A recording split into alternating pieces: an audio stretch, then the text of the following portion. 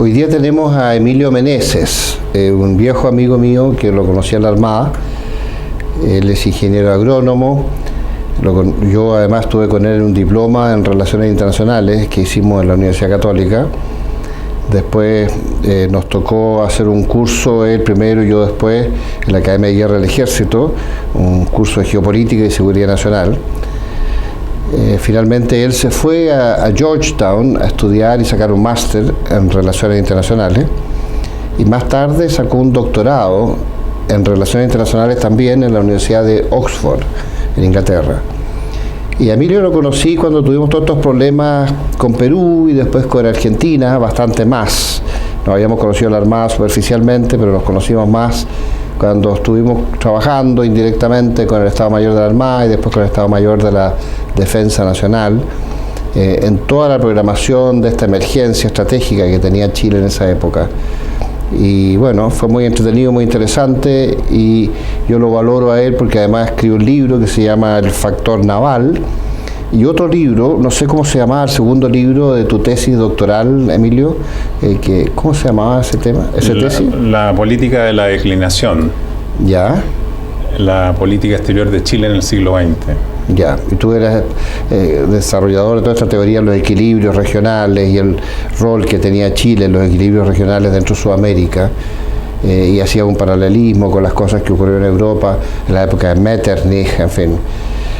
Siempre fue muy interesante las cosas que planteó Emilio, así que hoy día yo quiero un poco, además de contar esta vida que él tuvo, que nos cuente, él como ingeniero agrónomo, me interesa también tu opinión, por ejemplo, sobre lo que ha pasado en Chile en los años 60, los años 70. Me interesa mucho, por ejemplo, particularmente, ya que tú eres ingeniero agrónomo, ¿qué piensas tú de la reforma agraria y qué pasó ahí para partir? Mira, eso está ligado a la historia de mi familia. Mi abuelo, Meneses, partió siendo un industrial. Ya. Y fui muy exitoso como industrial lechero. Ya, pero él había estado en la Armada, tu papá, ¿o no? Mi abuelo. Ah, este es tu abuelo, perdón, perfecto. Y en algún momento cometió el error que cometen muchos industriales, que creyó que el producto que él compraba a los agricultores, él lo podía producir mejor. Ya. Y entonces se compró una gran hacienda en las puertas de Santiago. Ya, Pudahuel. Exactamente. Y ahí ocurrió una típica historia, digamos, que la industria lechera pasó a mano de una rama de la familia y se terminó finalmente. Y esta otra rama de la familia se quedó con el campo. Y vinieron los años 40 y 50 y 60, que fueron años muy malos para la agricultura chilena porque se fijaron los precios. Y se fijaron los precios a raíz de una política que había, que era una política de crecimiento hacia adentro, en donde había que subsidiar de alguna manera el desarrollo industrial. De tal manera de que los costos en general de alimentación había que bajarlos, para que a su vez se creara esta base industrial, que obviamente no se creó. Y se produjo entonces el empobrecimiento de la clase agricultora chilena en su conjunto. Y ese fue el argumento después que se dio, torcido por supuesto, de que los agricultores eran malos empresarios. Claro. Y que tenían sumido el campo en una crisis, cuando la verdad es que fue la política, los políticos, los que con una política económica errónea terminaron destruyendo los incentivos, ¿no? Destruyendo los incentivos y arruinando a un sector muy importante en aquella época de la economía chilena. Y eso también sirvió como argumento para hacer la reforma agraria. Pero en realidad la reforma agraria, la verdadera razón de la reforma agraria era quitarle los votos al Partido Conservador. Ese es el origen de la reforma agraria en términos prácticos. Se argumentó que la tierra era para el que la trabajaba, y se creó esta imagen de que los que tenían mucha tierra eran poco menos que unos delincuentes que se habían apropiado de un recurso. Pero era un factor económico como cualquier otro. Es decir, ¿por qué había que quitarle a un agricultor sus bienes de capital y no a un industrial? Entonces hubo que modificar la Constitución para poder expropiarlo. Se prohibieron las subdivisiones. Y un presidente conservador, que no pertenecía a la clase agrícola, Jorge Alessandri, convenció a su coalición gobernante de aprobar una ley de reforma agraria, presionado por Estados Unidos. Pero lo que sí sabemos con la historia es que Estados Unidos, el Partido Demócrata en Estados Unidos, tenía esto planeado con la democracia cristiana de mucho antes. Esto se fraguó en los años 50. Sí. Y terminamos con una reforma agraria entonces finalmente que no consiguió nada, porque durante los gobiernos... promovió mucho el resentimiento también. Bueno, se creó una lucha interna. El mundo agrícola se dividió. Y no se dividió como la gente cree entre los dueños y los no dueños, no. Yo me recuerdo perfectamente el fenómeno que pasó en todos los campos que me tocaba visitar y conocer, que en general la mitad de los obreros agrícolas se opusieron a la reforma agraria. Y curiosamente eran los más trabajadores. Y los más dejados, los que tenían esperanza de pasarlo un poco mejor sin hacer mucho trabajo, se unieron al proyecto de la reforma agraria. Eso pasó sistemáticamente en todas partes. En algunos casos habían mayorías, ¿no? Había campos en donde había mayoría de un lado o del otro. Hubo campos en donde los campesinos no quisieron que se fueran expropiados, sencillamente se opusieron a las tomas. Y este proceso, por supuesto, sabemos que continuó durante el gobierno, se hizo durante el gobierno de Frei y continuó durante el gobierno de Allende. Y a nosotros, a nuestra familia, la expropió el gobierno de Frei. Pero mirado en perspectiva, fue terrible. Bueno, y hubo una gran caída de la producción. Bueno, la producción se vino al suelo, sí. Porque los asentamientos no producían, se dedicaban a hacer meeting, a tomar decisiones colectivas, asambleísticas que no llevaban a ninguna parte. Estaban todos de alguna manera digitados por los partidos políticos de centro y de izquierda. Y finalmente lo que ocurrió es que no se repartió un metro cuadrado entre los campesinos.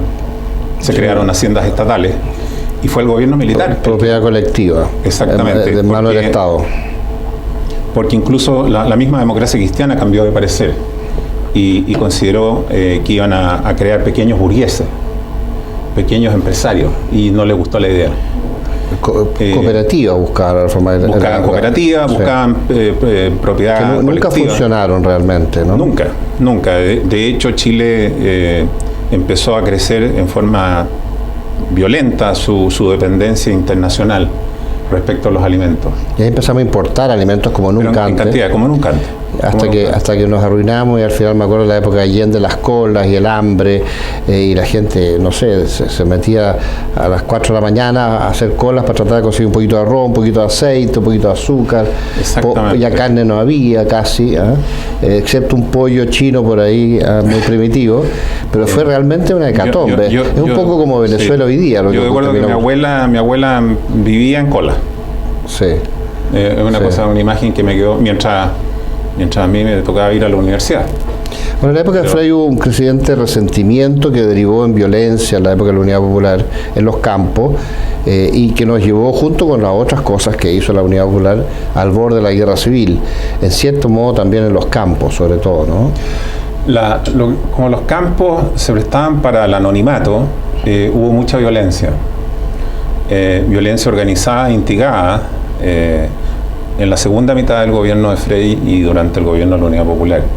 Y eso obviamente coincidió con el proceso de polarización que se vivió en el mundo urbano y que terminó en lo que todos conocemos.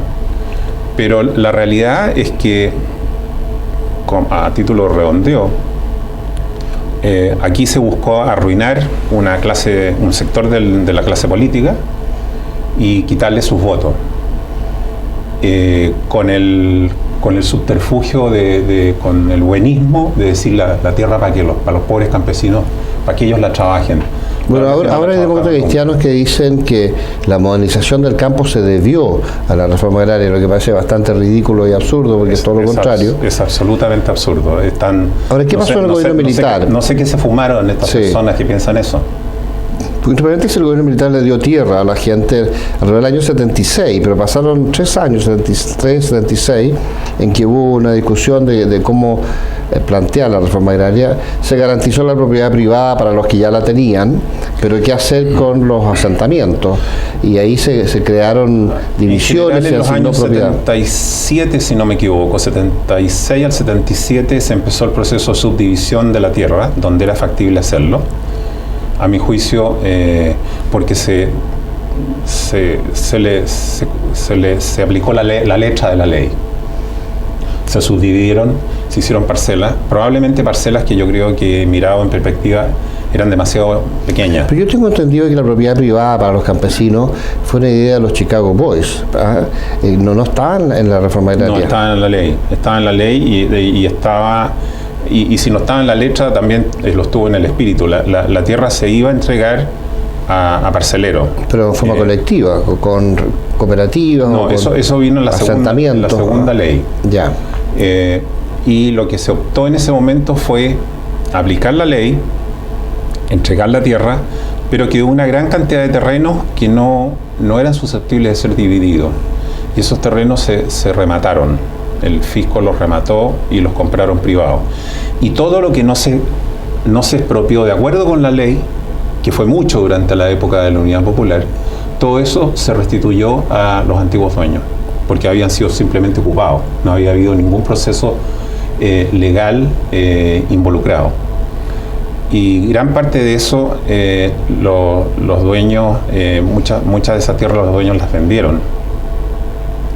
O sea, los campesinos que le habían dado tierra las vendieron después. No, espérate. Muchos de los antiguos dueños de tierras que recibieron la tierra de vuelta las vendieron porque no querían saber nada con el campo. Habían quedado muchos de ellos traumados. Sí. Y ingresó, yo diría, un sector muy importante de capitales, y más que capitales, capacidad empresarial, porque en esa época había muy poco capital, que venía del mundo urbano, pero que tenía de alguna manera conexión con la agricultura.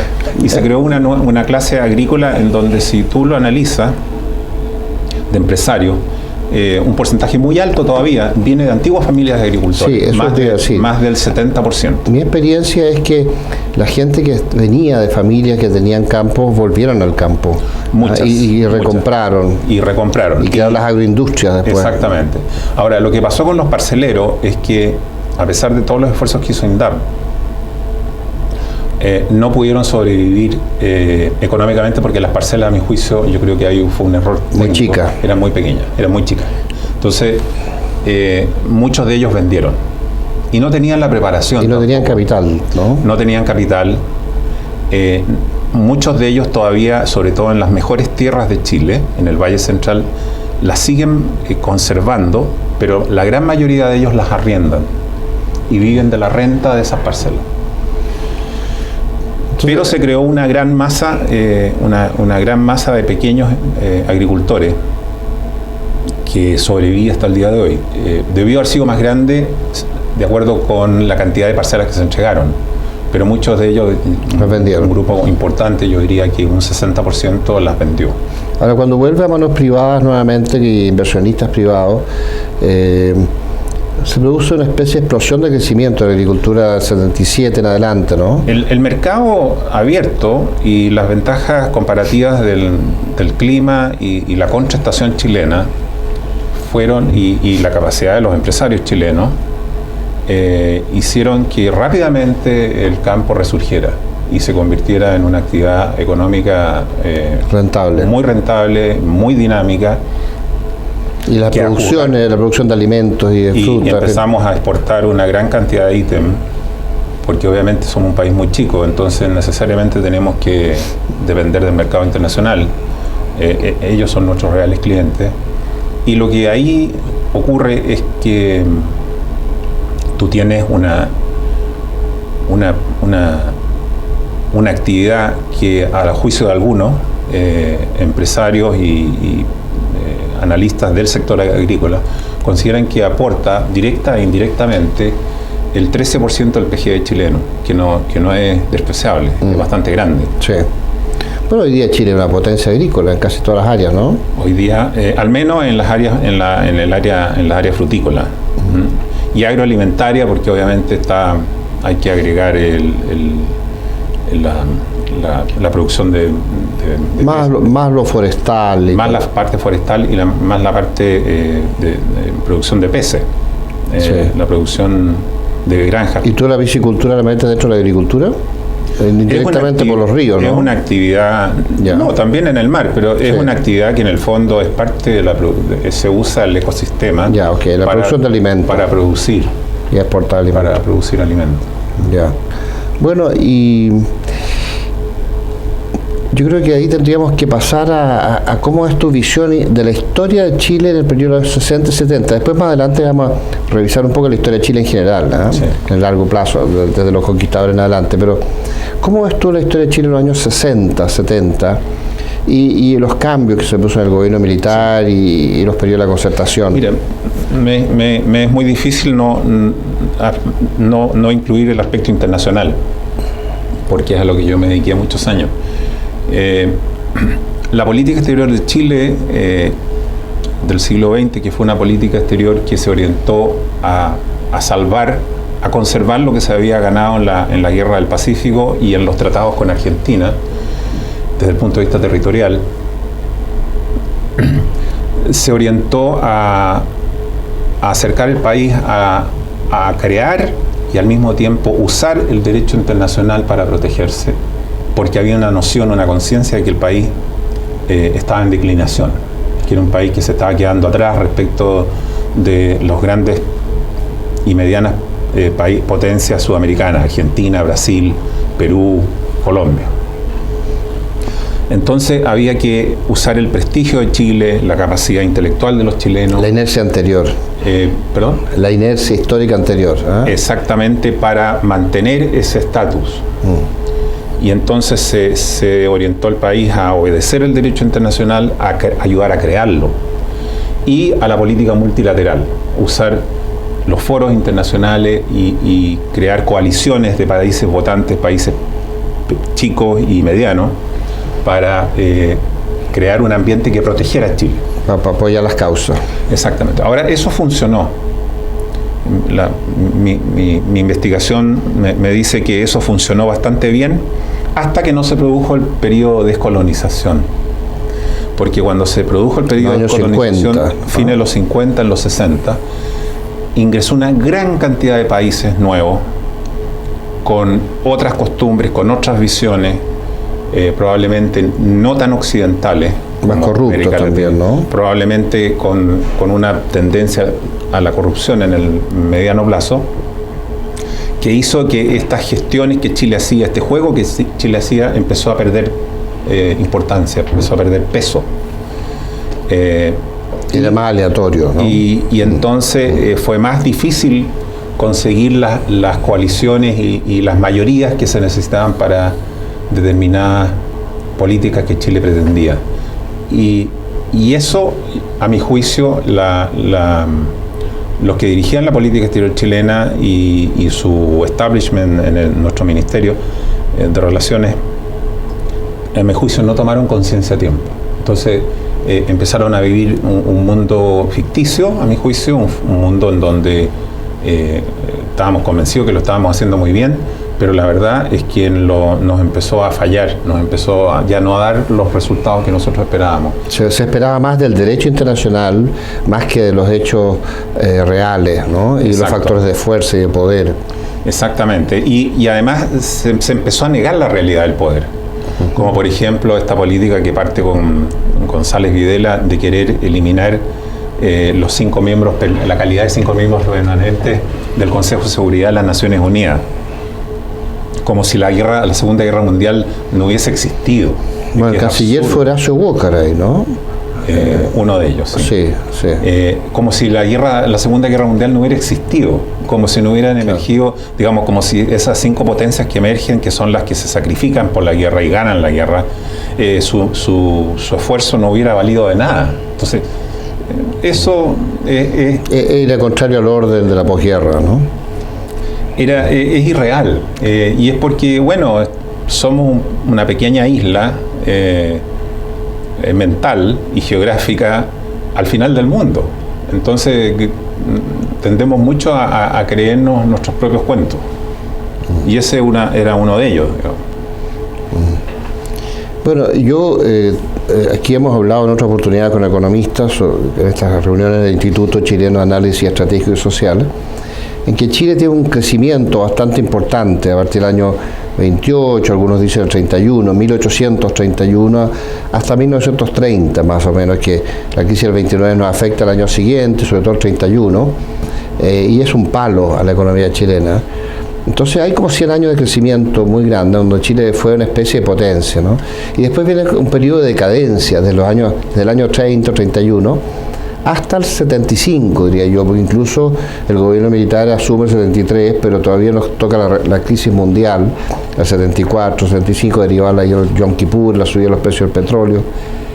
Entonces Chile, con el gobierno militar, hace un cambio de tendencia, esta decadencia relativa se convierte en un brusco crecimiento hasta por ahí por el año 81, 82, cuando viene la otra crisis mundial, que nos afecta muchísimo y nos hunde la economía entre el 81 y el 84, 85, dicen algunos. Pero nuevamente en el 86 estamos creciendo como avión, ¿eh? Hasta el año 90, durante 5 años, y proyectamos esa tendencia. Así que en ese contexto la decadencia de Chile se acaba un poco con el gobierno militar.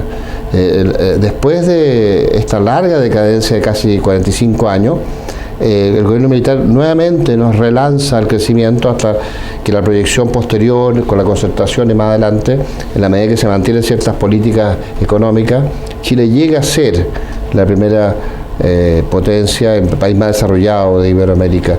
Entonces, además de eso económico, te quiero preguntar sobre los aspectos estratégicos de esta correlación. Ahí lo vamos a dejar y ahí terminamos el primer bloque y pasamos al segundo, ¿no?